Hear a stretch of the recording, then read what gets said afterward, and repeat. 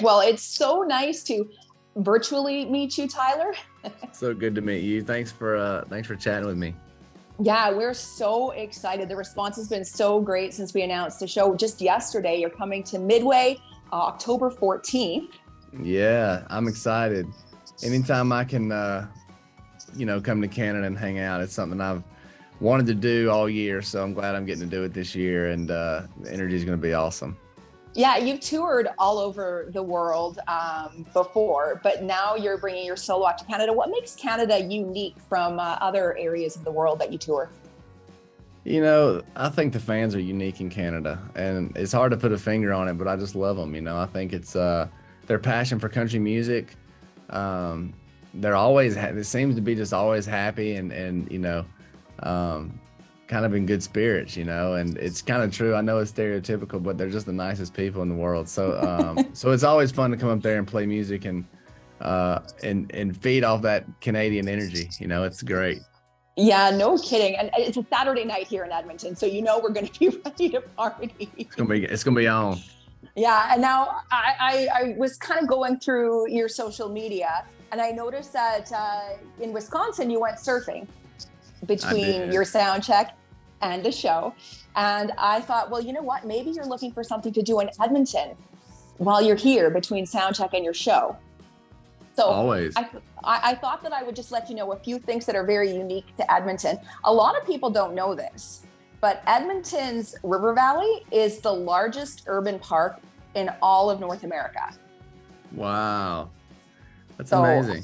I know you love getting outside. It's 22 times bigger than Central Park. So maybe that kind of puts it in perspective a little bit for you. Holy cow. That's wild. Yeah. So walking, running, you can segue in the River Valley. I've never done that, but I've heard it's fun. That sounds awesome. So I'll go check that out. You check that out. White Ave. It's a very cool, hip place. You just want to stroll, go in some bars, some shops. It's really cool. Awesome. And then you have to make your way over and get your picture with the Wayne Gretzky statue, because anybody that comes to Edmonton should be doing that. Okay. Good to know. So those are just some things, hey, if you're looking for things to do, that's what you need to do here in Edmonton. I appreciate it. Now, you obviously were part of a hugely successful duo, Florida Georgia Line, and we love them, and we love your solo music as well. 5'9"'s been out for just over a year now. Can you kind of describe in words what that song means to you, how it blew up? Like, it was a huge hit on the radio, but then it also translated onto the social media side, like the 5'9" TikTok challenge. That's just incredible to me. Yeah, who would have ever thought? It's wild what the internet can do these days. But I'm really grateful. I've being able to step into this next season and new chapter and kind of connect with the fans on a more personal level. It's just been really great and a lot of fun, and I can feel the creative energy just continuing to build, and it just feels really good. So yeah, I'm just gonna keep rocking and keep playing these shows and connecting with the fans, and it's giving me new life and new energy and new excitement. So I'm really grateful for that. So when it comes to TikTok, do you really feed into that? Do you spend a lot of time scrolling through TikTok, watching the TikToks, or creating TikToks?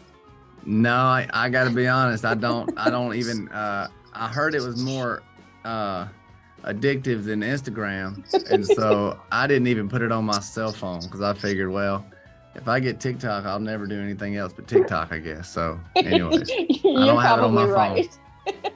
I know, I spend too much time on TikTok, not doing anything, but just watching it. People are very creative out there. Oh yeah. And now, when you come to Midway, what can we expect from your show? It's going to be a good time, as always. Anytime I'm playing music, I want to have fun. And the band is tighter than ever.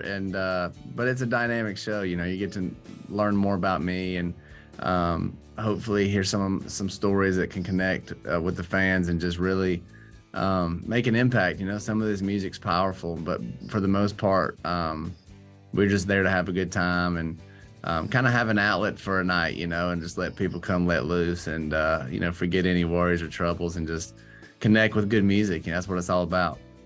How do you go from transitioning, playing the big stage like you just this past weekend, CMA Fest, to playing some smaller venues like you are going to be on this tour? It's fun to be doing a little bit of both. You know, I really appreciate and value those smaller, intimate shows now more than ever because I've been in large venues for a while. And so to take it back and get to play these smaller shows is really nostalgic for me. And it takes me back to where I fell in love with playing shows, you know, and playing music. And so, so it's really fun to get to do both and just keeps me on my toes and keeps it interesting. So when you're touring across Canada, are you doing it like by bus? Are you going to be driving across? Are you going to be doing some flying?